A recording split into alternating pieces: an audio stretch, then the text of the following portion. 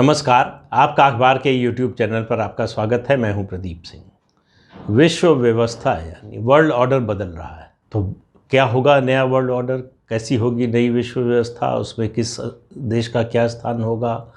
इतना निश्चित है कि भारत का स्थान उसमें काफ़ी ऊंचा होने वाला है। लेकिन मैं आज इस विषय पर बात नहीं कर रहा हूँ। अपने देश में भी एक व्यवस्था बदल रही है।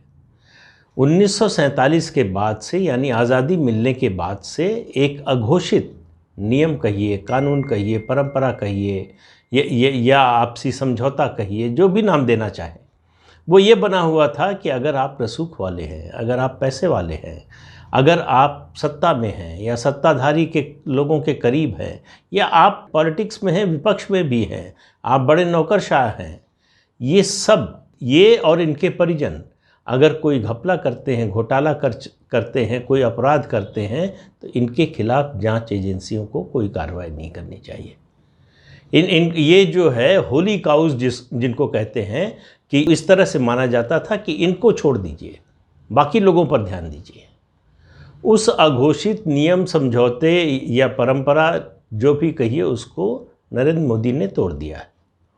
तो अब क्या कहा जा रहा है? अब ये कहा जा रहा है कि हमारे परिवार के लोगों के भ्रष्टाचार की अगर आप जांच करते हैं, तो इसका मतलब पहला कि आपको डेमोक्रेसी में यकीन नहीं है। इसका मतलब ये है कि आप जो बना बनाया नियम है उसको तोड़ रहे हैं।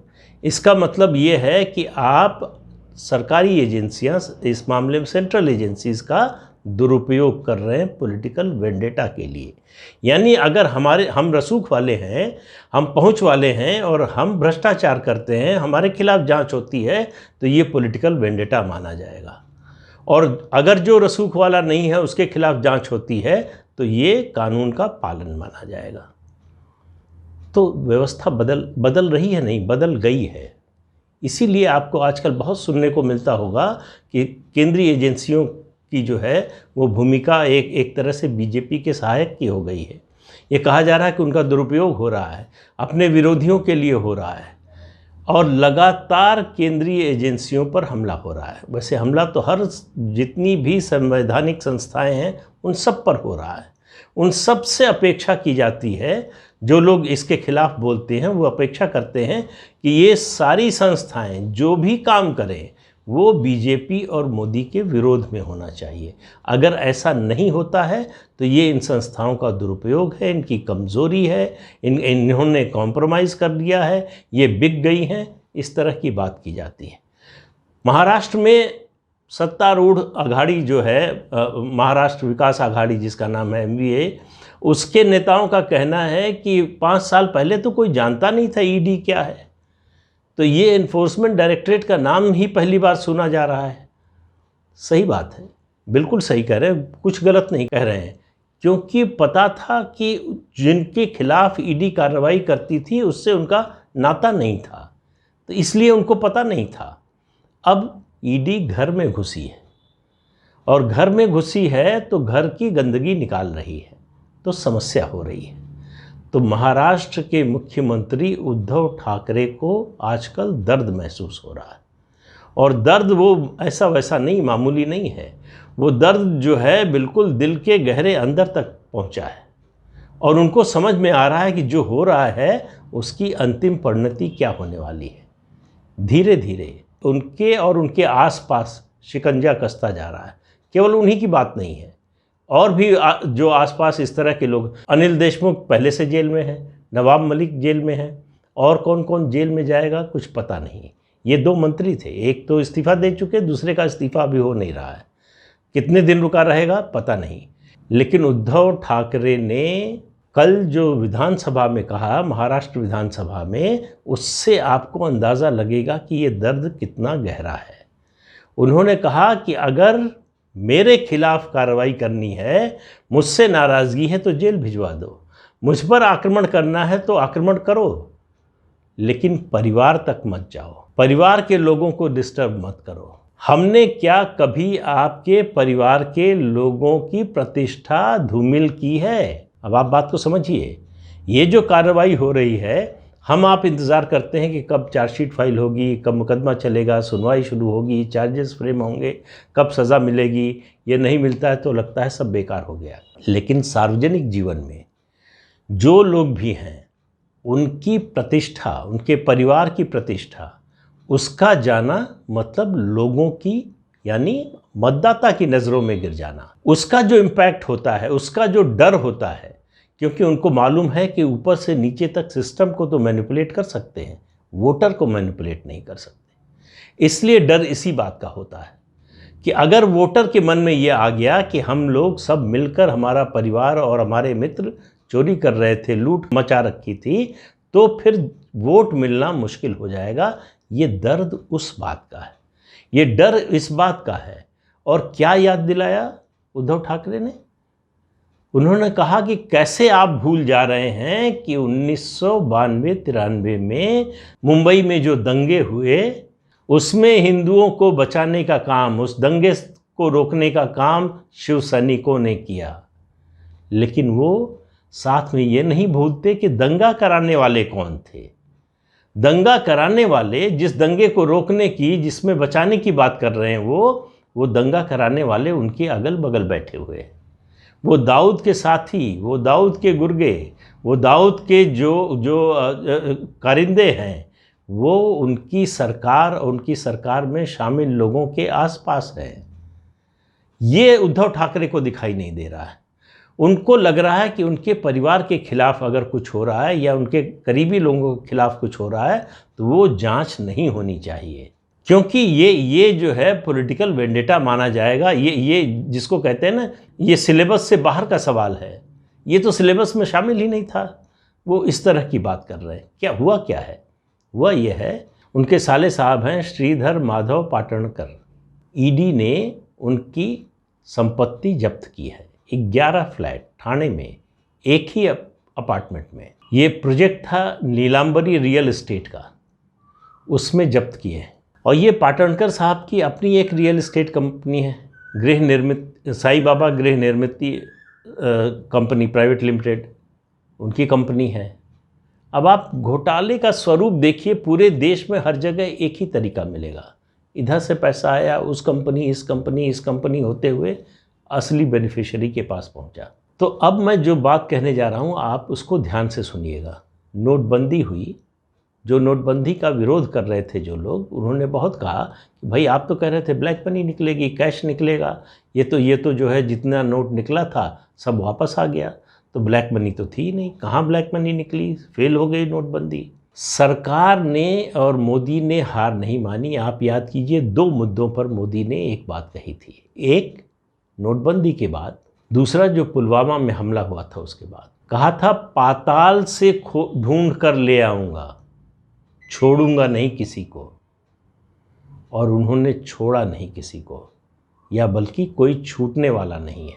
जिन पाकिस्तानी आतंकियों ने उस हमले को अंजाम दिया था, एक एक को खोजकर मार दिया गया। और नोटबंदी में सबसे ज़्यादा जो तरीका अपनाया गया काले धन को बचाने का, वो था ज्वेलर्स के माध्यम से। रातों रात लाखों करोड़ रुपया जो है ज्वेलर्स के पास पहुंच गया कि सोना खरीदने के लिए, और रात 12 बजे से पहले दिखाया गया। और यही काम 84 करोड़ रुपए से ज़्यादा, लगभग 85 करोड़ रुपए पाटणकर साहब की कंपनी की ओर से ये 2 ज्वेलर्स के यहाँ जमा कराया गया।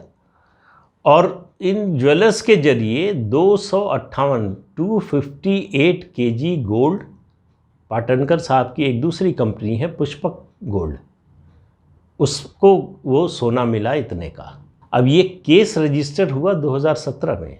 जो लोग ये कहते हैं ना कि बदले की भावना से सरकार नहीं बनने दी, गठबंधन तोड़ दिया, इसलिए बदला लेने के लिए राजनीतिक इरादे से ये सब हो रहा है। जो गठबंधन तोड़ दिया, सरकार नहीं बनने दी, वो तो 2019 में हुआ। ये केस रजिस्टर हुआ 2017 में, मनी लॉन्ड्रिंग का केस है। उनकी जो पुष्पक बुलियन कंपनी है, इसके भी 21 करोड़ से ज़्यादा के एसेट जो है वो जब्त किए हैं ईडी ने। मनी लॉन्ड्रिंग का केस है और काले धन को सफ़ेद करने का भी मामला है। ये सब अब ये केवल हमारी चर्चा में या हमारी जानकारी में इसलिए आया है कि ये पॉलिटिकल लोगों से जुड़ा हुआ है।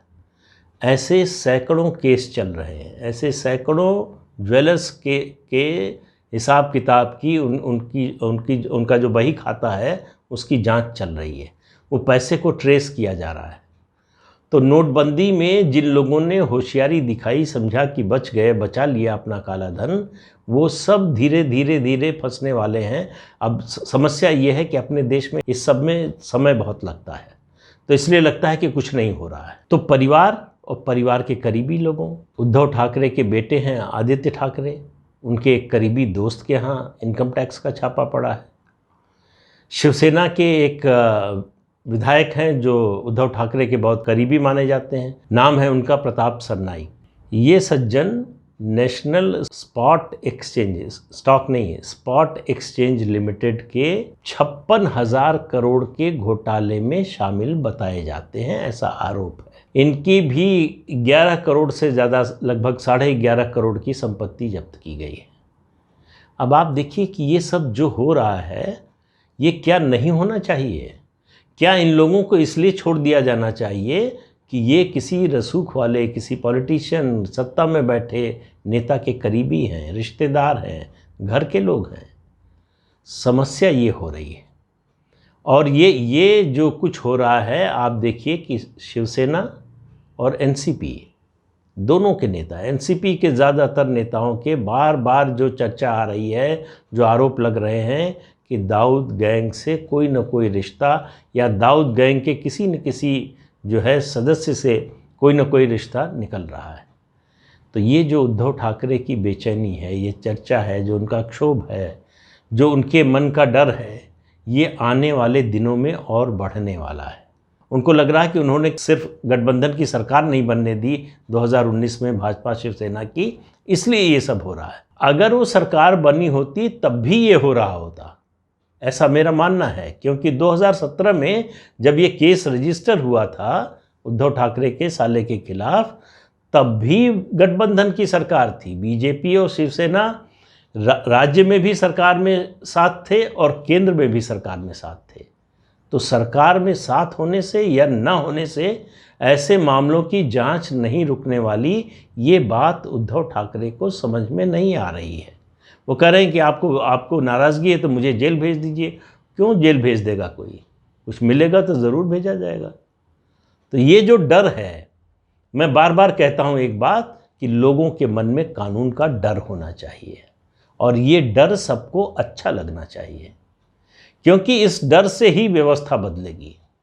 जब तक ये डर नहीं होगा, जब तक ये आश्वस्त, होता क्या है कि ऐसा काम करने वाले, नंबर 2 का धंधा करने वाले, अपराध करने वाले सब अपने अपने संरक्षक ढूंढ लेते हैं राजनीतिक दलों में, वो चाहे सत्ता पक्ष के हों चाहे विपक्ष के हों। जब ये संरक्षण मिलना बंद होगा, जब ये समझ में आएगा कि ये संरक्षण जो है, ये जो कवच उन्होंने खरीदा है वो काम नहीं आ रहा है, तो उसका खरीदना बंद हो जाएगा, तो वो संबंध रुकेगा। ये जो परिवर्तन हो रहा है, इसकी गति बहुत धीमी है, इसलिए हम लोगों को लगता है कि हो नहीं रहा है। जैसे धरती घूमती है ना, पता नहीं चलता हमको आपको कि धरती घूम रही है, लेकिन वो घूमती है। और ये तो वैज्ञानिक सत्य है कि धरती घूमती है, लेकिन हम आप उसी धरती पर बैठे हुए हैं, आपको तो नहीं पता चलता कि धरती घूम रही है। तो हम कह सकते हैं कहाँ घूम रही है भाई, आप बेकार की बात करते हैं। लेकिन ये कार्रवाइयाँ जो अलग अलग राज्यों में अलग अलग लोगों के खिलाफ, चाहे नौकरशाह हो, चाहे पॉलिटिशियन हो, चाहे दूसरे रसूख वाले हों, चाहे बड़े उद्योगपति हों, जब उद्योगपतियों के खिलाफ इनकम टैक्स के छापे एक के बाद एक पड़ने लगे, तो कहा क्या गया कि भाई अगर इससे तो जो है निवेश का माहौल बिगड़ जाएगा, इन्वेस्टमेंट नहीं आएगा। उसका संदेश क्या था कि चोरी कर रहे हैं तो करने दीजिए, अगर आपको इन्वेस्टमेंट चाहिए तो उद्योगपतियों को चोरी करने दीजिए, टैक्स चुराने दीजिए। अब उसमें समस्या ये होती है कि जो अपेक्षाकृत ईमानदारी से टैक्स देता है, उसके अंदर फ्रस्ट्रेशन आता है कि भाई हम तो जो है उसकी तरह बेईमानी नहीं कर रहे हैं, फिर भी हम परेशान हो रहे हैं। तो ये जो लेवल प्लेइंग फील्ड नहीं मिलता है, वो होना बहुत ज़रूरी है। अगर भ्रष्टाचार से, अगर चोरी से, अगर ब्लड मनी से निवेश आ रहा है तो अच्छा है ना आए ऐसा निवेश, और इसके खिलाफ कार्रवाई ज़रूर होनी चाहिए। कम से कम मेरा अपना व्यक्तिगत मानना है कि ऐसे लोगों के खिलाफ कार्रवाई से सबसे बड़ा फ़ायदा ये होता है कि ईमानदार आदमी के मन में एक जोश, उमंग, उत्साह पैदा होता है कि ईमानदारी जो है वो बुरी चीज़ नहीं है। हमने पिछले 40-50 सालों में लोगों के मन में ये बात भर दी है कि जो ईमानदार है वो बेवकूफ़ है, वो मूर्ख है, वो अक्षम है, इसलिए ईमानदार है। जो भ्रष्टाचार करता है, जो चोरी करता है, बेईमानी करता है, उसको सक्षम माना जाता है, उसको एफिशिएंट माना जाता है, उसकी प्रतिष्ठा बढ़ने लगी। एक समय चोरी करने वाला छिप छिप के खर्च करता था, अब खुलेआम दिखा कर करता है, और ये बताता है कि चोरी करके भी वो जिस तरह का जीवन जी रहा है उसमें उसको कोई रोकने वाला, टोकने वाला नहीं है। तो ये मैं बार बार जो एक बात कहता हूँ नोटबंदी के बाद से, कि नोटबंदी का और जो भी फ़ायदा हुआ हो, नुकसान हुआ हो, कुछ भी आप उसकी आलोचना करें, प्रशंसा करें, एक बात उसने बहुत बड़ी की है कि ईमानदार लोगों के मन में ये बात बैठा दी है, फिर से विश्वास दिला दिया है कि ईमानदारी एक अच्छा गुण है और उसकी समाज में प्रतिष्ठा होकर रहेगी जो पहले थी, यानी पुनर्प्रतिष्ठा होकर रहेगी, और उसी दिशा में देश बढ़ रहा है। तो उद्धव ठाकरे हों या जगन मोहन रेड्डी हों या KCR हों या जिनका भी आप नाम लेना चाहें, इन सब लोगों को अगर डर लगता है, भ्रष्टाचार के खिलाफ जांच से डर लगता है, तो ये डर बहुत अच्छा है। ये डर जितना बढ़े उतना और अच्छा है। तो आज के अंक में इतना ही, अगले अंक में फिर मिलेंगे किसी और मुद्दे के साथ। तब तक के लिए इजाज़त दीजिए। आपसे अनुरोध है कि ये चैनल देखिए, शेयर कीजिए, लाइक कीजिए और सब्सक्राइब ज़रूर कीजिए। नमस्कार।